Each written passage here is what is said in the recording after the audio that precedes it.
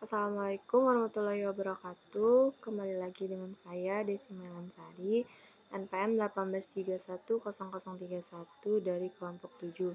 Nah, video ini dibuat untuk pemenuhan tugas praktikum anatomi pertemuan keempat, yaitu tentang nukleus at12 nervus. Nah, langsung saja di sini diencephalo thalamus. Yang pertama kita bisa lihat nih di warna biru tua ini ada yang namanya nuklei metatalami. Nah, nuklei metatalami ini dia terdiri dari dua nukleus. Ada nukleus corporis geniculati sama nukleus corporis geniculati medialis. Terus kalian bisa lihat di sini dia ada ventriculus lateralis cornu-frontale di sini nih. Kemudian ada kapsula interna, ada nuklei reticulares. Nih, yang orange ini lihat aja dia nuklei reticulares. Kemudian yang warna ungu ini dia namanya nuklei anterior. Terus ada nuklei medial. Nah, di sini ada nukleus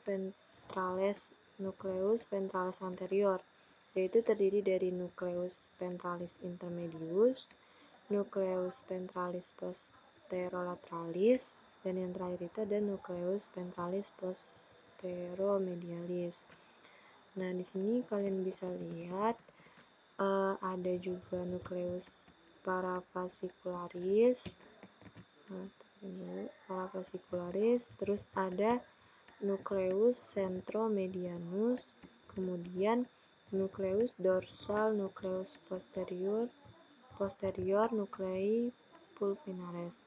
Nah, nukleus corporis geniculati lateralis ini fungsinya dia itu untuk penglihatan, sedangkan nukleus corporis geniculati medialis itu dia untuk pendengaran. Lanjut. Nah, kalian bisa lihat di sini ada crus anterius capsula interna, dan ini ada crus posterius capsula interna. Berarti ini depan, yang ini belakang.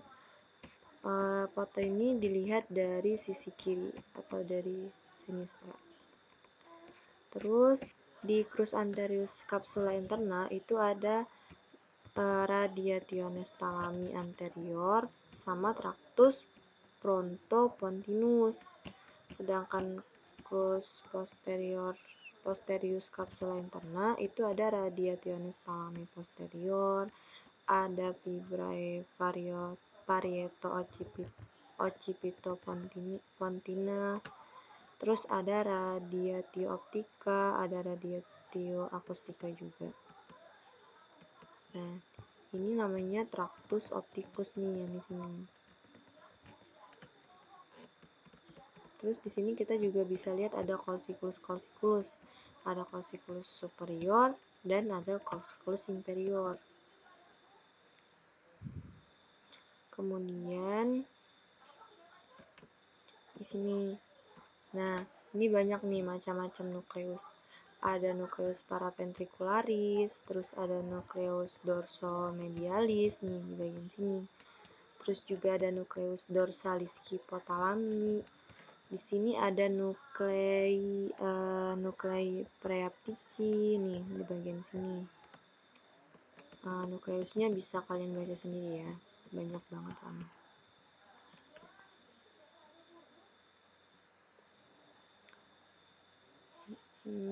Terus kita langsung ke gambar yang ini nih. Ini mesencephalon dan truncus encephali. Jadi gambar ini dilihat dari lateral atau dari samping.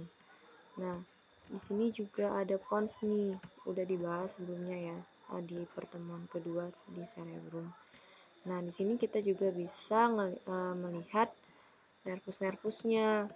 Ada nervus trigeminus atau nervus kelima nih, yaitu terdiri dari radix motoria sama radix sensoria. Berarti dia itu bisa fungsinya untuk motorik sama sensorik. Terus ada nervus facialis, itu nervus ketujuh. Kemudian ada nervus vestibulocochlearis, itu nervus ke-8. Terus ada nervus glossopharyngeus di sini, itu dia nervus ke-9. Sama di sini juga ada nervus hypoglossus, nervus ke-12, ada nervus vagus juga.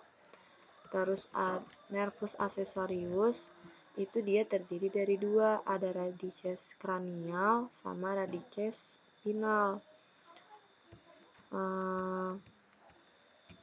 Di sini juga ada colliculus superior, ada colliculus inferior. Terus bisa dilihat juga di sini ada glandula pineal. Terus ada pedunculus. Kalian bisa lihat sendiri ya.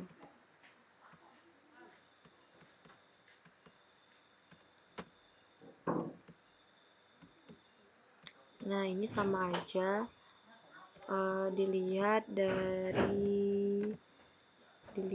dari sisi posterior atau dari belakang. Nah, di sini ada pedunculus tadi, pedunculus cerebellaris superior, ada pedunculus cerebellaris medius, sama pedunculus cerebellaris inferior. Nah, di sini dia ada sulcus nih yang memisahkan. Namanya itu sulcus medianus. Terus di sini bisa dilihat juga ada colliculus facialis. Ada area vestibularis juga.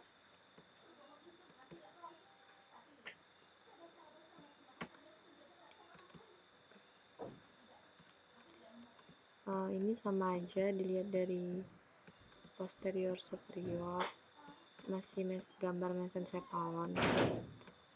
Ada thalamus di sini. Terus tambahnya juga ada brachium colliculi superior. Kalau ada superior berarti ada inferiornya juga nih. Sini. Terus ada nervus trochlearis nih. Letaknya itu di sini. Nervus trochlearis itu nervus keempat. Terus di sini bisa lihat juga ventriculus tertius, terus ada commissura posterior, glandula pinealis.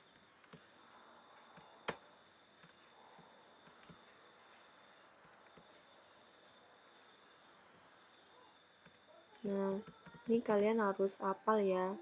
Ada pons yang tadi, terus ada ventriculus quartus, fossa rhamboidea, terus ada velum medular superior, sama di sini ada fornicus. Terus di sini ada corpus callosum. Corpus callosum itu dia yang menghubungkan antara kedua hemisfer kiri sama kanan tadi. Di sini ada lobulus juga, bisa kelihatan lobulus centralis. Ada lingula cerebrali, terus ada polum vermis. Ada sulcusnya juga. Kemudian kita lihat dulu sebentar. Langsung ke halaman 291 Subota jilid 3. Nah, di sini kita bisa lihat nih nervus-nervusnya. Nervus itu ada 12 nervus. Yang pertama itu dia ada nervus olfactorius.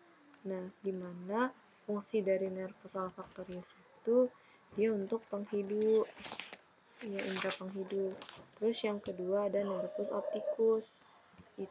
Nervus opticus itu dia fungsinya untuk indera penglihatan. Terus di sini ada yang mempersarapi, ada nervus oculomotorius. Nervus ketiga itu fungsinya pergerakan bola mata, konstriksi pupil. Terus ada trochlearis, itu nervus keempat, fungsinya itu pergerakan bola mata. Terus nervus abdusen itu nervus ke-6, fungsinya juga untuk pergerakan bola mata. Nah, di sini dia ada nervus trigeminus. Nervus trigeminus itu dia nervus ke-5 ya. Fungsinya itu dia untuk sensasi pada wajah, kulit kepala, sama gigi.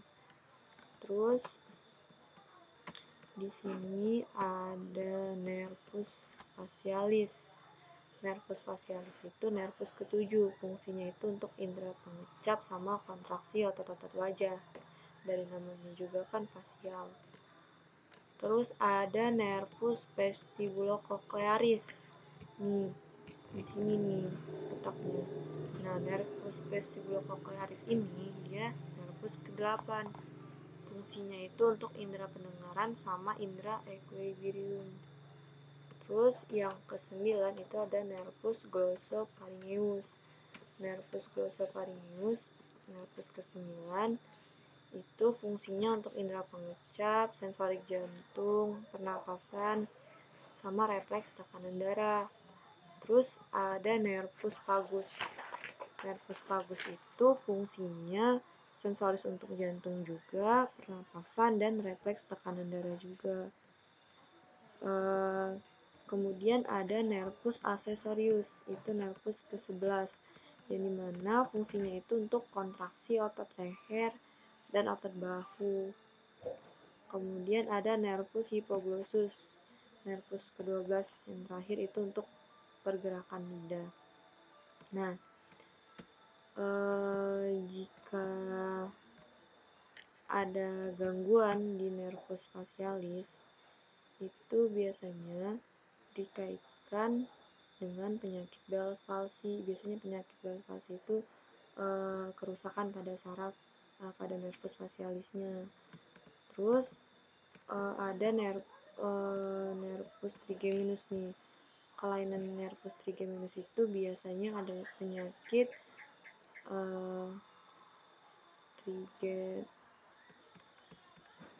trigeminal mohon maaf.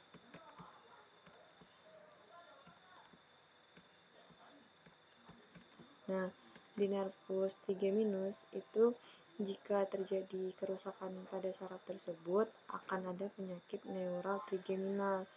Itu biasanya pasiennya itu susah bicara, terus juga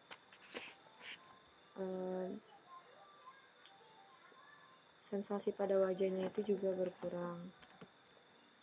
Kemudian kita lanjut. Nih, ini nervus kranial sama lokasi-lokasi persarapannya yang penting. Nih, yang pertama kan ada nervus olfactorius tuh. Perannya itu SSA.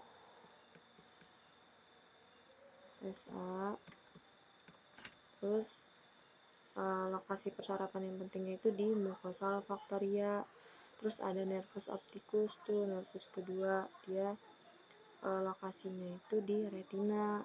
Nervus oculomotorius itu SEU sama VEU, somatoaferen umum sama visceroaferen umum, itu dia lokasi persarapannya itu di otot-otot intraokular dan ekstraokular. Bisa kalian baca sendiri ya.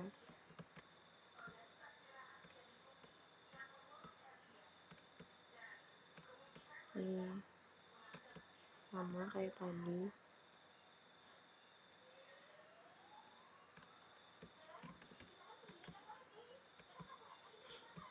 Ini gambar yang lebih gedenya juga, biar lebih mudah melihatnya. Nih, ada nervus opticus, terus ada nervus oculomotorius, nervus trochlearis, nervus abdusen di sini. Terus ada nervus trigeminus, nervus facialis, masih banyak nervus yang lain. Bisa kalian lihat sendiri.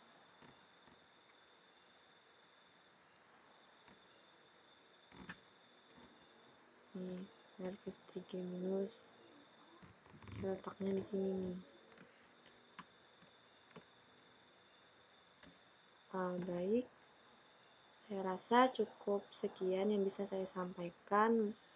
Kurang lebihnya saya mohon maaf. Wabillahi taufiq walhidayah. Wassalamualaikum warahmatullahi wabarakatuh. Terima kasih.